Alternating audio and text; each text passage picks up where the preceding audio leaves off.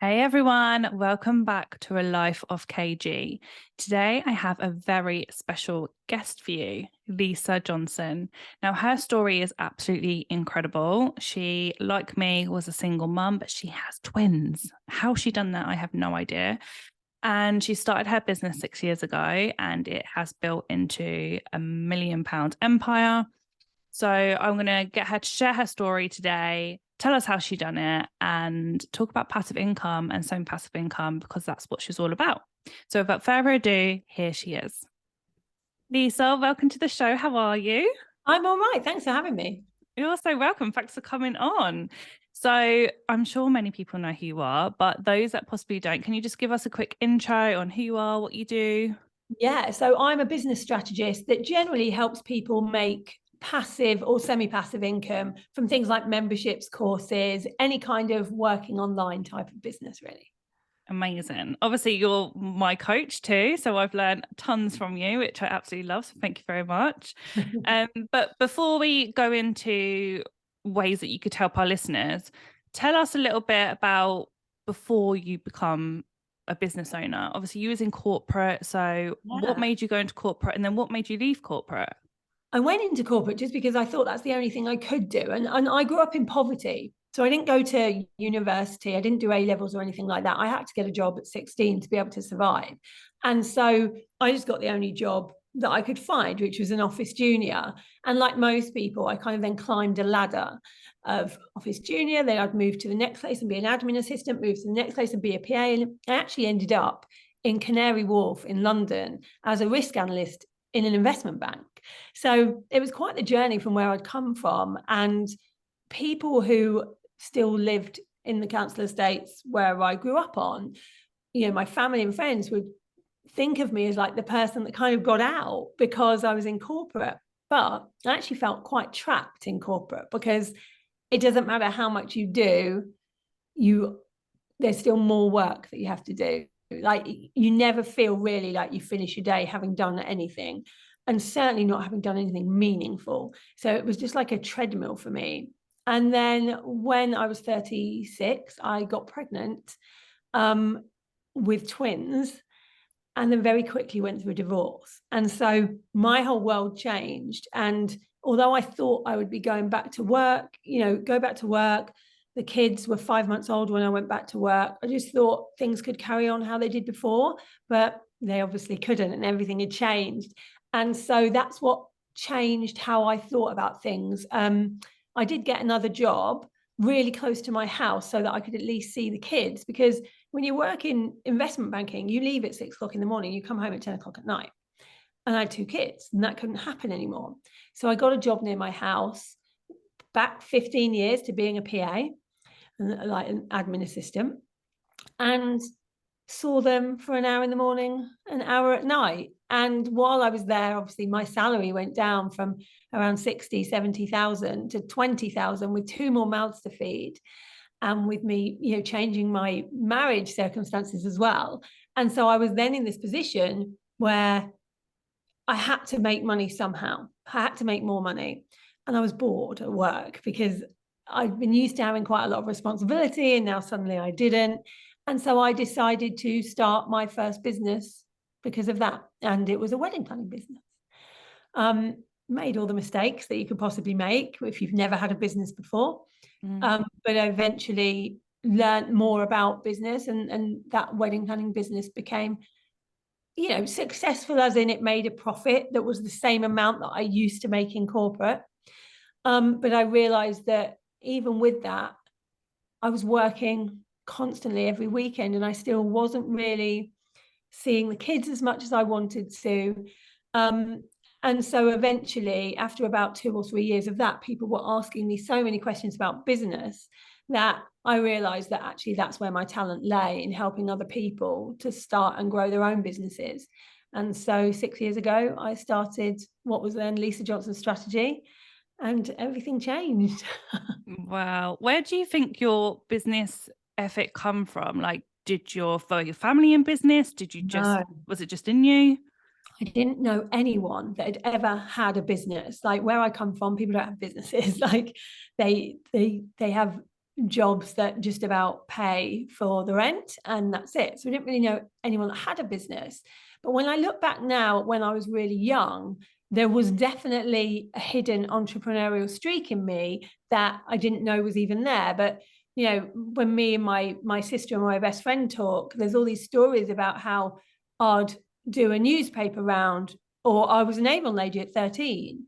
I would find ways to make money. Like, we used to go around washing people's cars, and I'd actually get my friend and my sister to do the work. I would go around and get all of the sales. They would do the work and get half the money. And now both of them work for me now. So it's kind of funny how life just continued in a different way. But yeah, there was an entrepreneurial streak there, but I didn't know what that was until I started my business and realized, especially in this second business, that I really can see very clearly. I have a gift for being able to see where someone is, where they want to be, and the steps they need to do to get there. I've always had a photographic memory. I did a law degree when I was about 28, while I was working full time, and was able to get a 2-1 in that law degree because of this photographic memory, where if I read a book, I remember pretty much everything in that book. And so when I was reading all of the books about business and all of the webinars and things, everything stayed. So when someone asked me a question, I was able to go, oh, well, I've read about this. This is what you should do in this situation. And I was able to do it in a way that wasn't so complicated, because I think that people make business really complicated, and it doesn't need to be. And so I'd just tell them what to do, and they'd go and do it, and they would have success. And so I feel like there's a lot of things I can't do well in life, but I'm really good at just helping people make money. So there's that question, isn't there? Are you born an entrepreneur, or you learn to be an entrepreneur? Would you say you're born an entrepreneur? I don't know. I think both exist. I think there are some people that just have it in them and have that drive and resilience, because there are certain things you need to be an entrepreneur that not everybody has. And I think resilience is definitely one.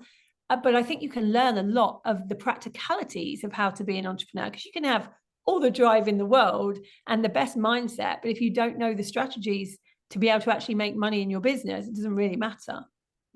Yeah, definitely. So obviously you've had your business now for 6 years, you said. Yeah. And you've obviously gone from corporate to this business, which 6 years is still new for like the world of business.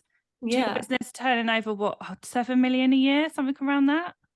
At the moment, it's around 4 to 5 million. Altogether in the last 6 years, we've done over 15 million.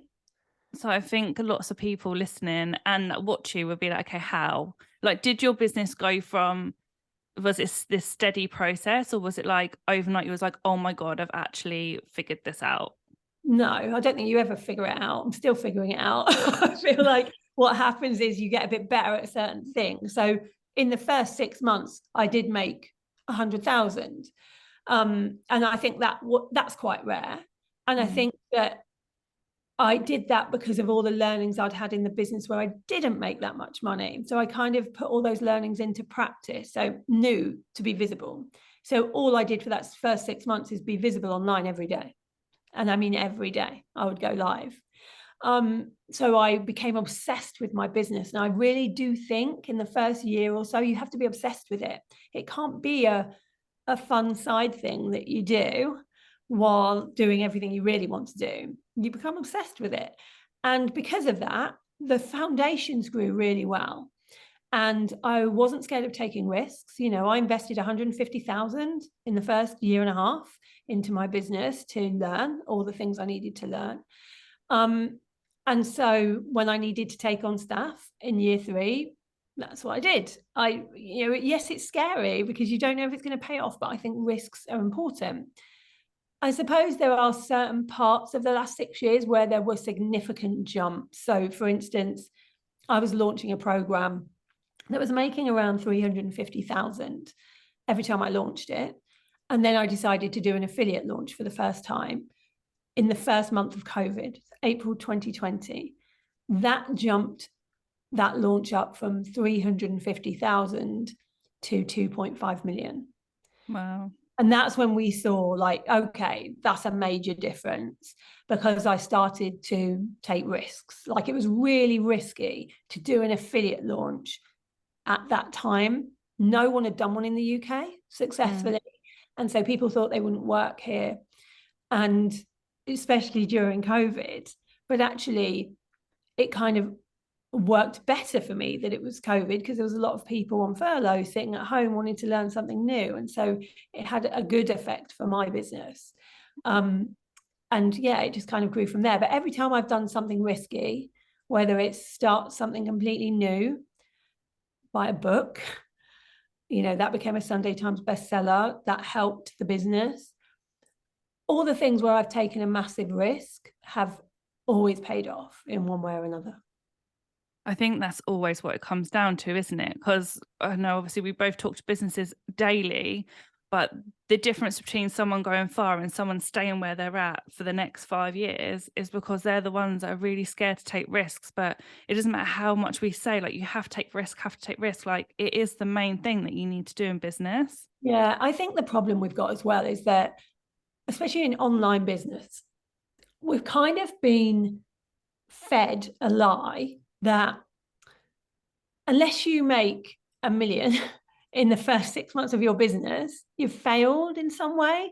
Like, everyone's talking 6 figures, 7 figures, and that we should make that straight away. It's actually really normal to lose money in the first few years of business. Really normal, because people used to pay out capital in their businesses. If you ask the generation above us who had bricks and mortar businesses that weren't online, they would say, if you break even in year 3, you're doing really well. If we don't make 6 figures in 3 months, everyone says you failed. We need to stop thinking like that, because we need long-term businesses, not businesses that make a bit of money for now and then they're gone, because there's no point in that. We want sustainable businesses, which means they grow slowly. Year on year, you would add a bit of a percentage up, but also there will be some years where you will lose money because you are investing into your staff, into your the profit margins will be much less because of what you're investing into. And last year was one of that for me. Like, we needed to get our profit margins really low because we wanted to invest in staff. We wanted to invest in training, in software. It was a huge year for us. And we knew it was going to dip down. It did. The revenue was still the same. But this year, because of all of the things we did last year, the profit is now massively up from where it was 2 years ago, and the revenue is higher. And that's because you take a risk. Yeah, definitely. I'm a massive believer, like, when it comes to taking risks. I mean, God, I was like 19 and took out something like 60 odd thousand just to set up my salon. Like, you've just got to do it. Yeah. And you knew, you took a calculated risk. You didn't just go into something blindly. You knew that you were going to make it non-negotiable, that it was going to succeed. And I do think there is calculated risk that you should take. Yes, you shouldn't just, invest in anything willy-nilly. You should do your due diligence on it and make sure you know your projected ROI from it. And that's great. But calculated risks, yeah, we have to take them. And as this journey has been going on, just want to touch on like single mum life, because I was single mum for a long time too. How did the boys find this whole journey? Were they like on it with you? Were they like, what's mum doing? They were really little when I first started. Like, when I started the wedding business, I think they were 2. So 1 or 2. So they didn't really know what was going on. By the time I started Lisa Johnson's strategy, they did. So there were 4 or 5. And they've been on that whole journey with me. Obviously, I got married since then, and they have a new stepfather. But yeah, they've done all of it with me. They're part of the business. They understand a launch better than most launch strategists. They know what goes into it. They know what they need to hit. They understand targets and goals. And one of my twins is coming on my retreat this year because he wants to learn about business. And he sees it on the ground every day. They're being homeschooled at the moment, and they see what happens as part of a business constantly, and they get more and more interested in it. So, they've reaped the benefits the same as me. They get to go first class everywhere they go, the same as me. So they know how important it is, if you want a life, that is extraordinary, that you put the work in. And they see me do that. And I want them to have that work ethic. I love that. They've literally had like the best mentor, like training them every single day, haven't they? Yeah, if they don't go into business, I'm going to be like very surprised. Everyone always says, oh, I bet Lola's gonna like have her own salon and stuff like that. I was like, no, in my luck, she'll end up a mechanic or something. Completely the opposite. Explain what passive income means to you, because I know that's obviously the big thing that set up around you, and you're like the queen of passive income. So what does that actually mean? So what it doesn't mean is doing nothing, which is what some people think it means. And they sell it on the basis that you just go to a beach and money will somehow be there. It takes a lot of work. All passive income means is not trading time for money. So, with most jobs that people do, they do something that takes their time and they get paid for it. Whether you're a branding designer, whether you're a hairdresser, it doesn't matter. You do something and you get paid.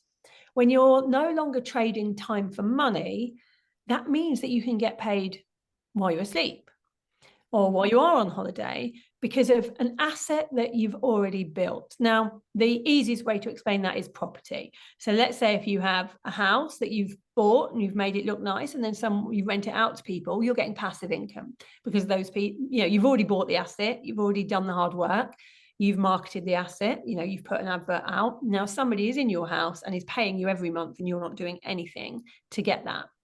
And that's kind of like the basis of passive income. So the kind of passive income that I teach are things like courses.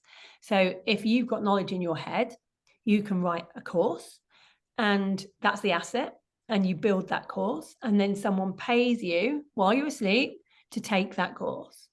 And there's a difference. There's passive income, which is completely passive. You've written the course, it's there, someone can buy it, go off and do it, you don't even know. You just see the money in your account. And then there's semi-passive, which I actually prefer, which is where some of it is done live. So you might have written the whole course already, and you might have delivered it 10 times, and you're going to deliver it again for the 11th time, but you're going to do it, let's say it takes you 3 hours to do that. And instead of 3 hours with one person, you can do 3 hours to 2,000 people who are all paying you the same as that one person would have. And so you make a lot more money, but it's still semi-passive because you are still putting some work into it. A lot of people listening to this podcast, they're mainly service providers. So they are going to be trading their time for money. And I think a lot of them would be like, I'd love to do this, but I'm doing nails, I'm doing lashes or hair. I bet they're thinking like, well, what could I do that's passive, or what course could I create? Have you got any ideas for them? Yeah, there's so many things you can do. So especially in the wellness and beauty industries, there's so many people making passive income. So if you think of even people that you know who are famous, let's take Joe Wicks as an example. So what he did, he was a service provider, he was a personal trainer. So he'd go out there and he'd train people and he'd make money that way. But then he realized that he could do some stuff online as well as doing his one-to-one stuff to lots of different people and make money as part of a membership. So for instance, you could write an ebook of the things that you know about beauty, about hair, about lashes, an ebook on how people could do things themselves could be one way of doing things, and people could buy that all the time. Or if you've already have a career and there's other people that want your career, you could teach them how to get that career. Like, what did you need to do when you first set up a salon, for instance, that other people might need to know who are just starting to think about that? You only need to be a few steps ahead of where somebody else is. So there's so many things you can do. Like some of the memberships that I'm part of are about skincare. There was a membership that I saw about people with curly hair that needed to know ways to tame it. There are also memberships that you could make for, like you have, for other people who are in the same industry as you, so that they can talk to each other about their issues. So there's lots of different ways that you can still make passive income and do the thing that you're doing. Yeah, because I know loads of you that are listening to this right now are time poor, you're in treatment all of the time.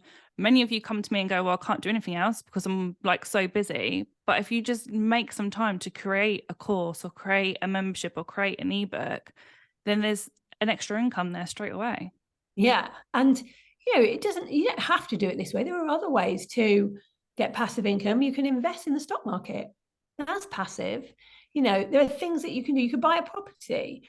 There are other ways of making passive income. You can use affiliate links. So if you're recommending certain products to your clients all the time, make sure you get an affiliate link for that, or become a brand partner so that you can get paid every time someone buys that thing. So there are other ways to do passive income as well, but I do think everyone has a course or an ebook in them. Yeah, definitely. All that knowledge is not someone else's knowledge, is it? So exactly that. And even if people often say to me, yeah, but it's been done before, like there's already a book on that. It doesn't really matter, because your take on it will be completely different to anybody else's. Yeah, sure. And then lastly, because I'll let you go because I know you're super busy, what is your biggest tip for those in business that aren't possibly where they want to get just yet? Just knowing that if you do one thing every day to get where you want to get to, you will eventually get there. I think it's really hard sometimes when we look around at everyone else, especially with social media, and imagine that everyone's doing so much better than us. We're not where we want to be yet. Just remembering that you're seeing a highlight reel and there's no race. You go at your pace to get where you want to get to. And as long as you're always moving forward, you will eventually get there. Did you actually go live every day? Yeah, sorry. That's the one thing I can't do. I can't go live on my own. I need a partner in crime. No, you definitely can. Sometimes, when you think, I don't even know what to say today. Like, I know I need to go live. I want people to see that I'm an expert in what I do. I want people to see my personality. Like, they're the reasons that you need to go live. The thing that worried me is that what if I can't think of anything to say? And so what I used to do on those days is go and read a page of a book, and then any business book, and then discuss what I had just learned with my followers. That's such a good idea, but you have that photographic brain. So I'd have to read the page like 20 times before I went live. Oh, I love that. But that's a great tip. Was you on there for like 5 minutes, an hour, or did you just chat and then just jump off? Sometimes I'd be on there for 30 seconds. I'd just be like, I just wanted to tell you this quick tip. If you're worried about this, do this. Sometimes I'd be on for 45 minutes ranting about something in the industry. Sometimes I'd make a mistake in my business, so I'd go on and tell them about the mistake so they didn't make that mistake. So it was always different things, just, literally from 30 seconds ranging to 45 minutes. Well, that's giving me a kick up my ass. I might do that later. See how many days you can do it until. Yeah. Right. Where can people connect with you? Easiest way is Instagram, which is at Lisa Johnson Strategist. I talk on my own social media. So when you write to me on there, you get me. So if you want to chat, that's the best place for it. Perfect. Everything will be in the show notes, so you can go and check it out. If you love this episode, then please make sure you screenshot and tag us so more people can listen to it. Lisa, thank you so much for your time. I really appreciate it. No worries. Thanks for inviting me on.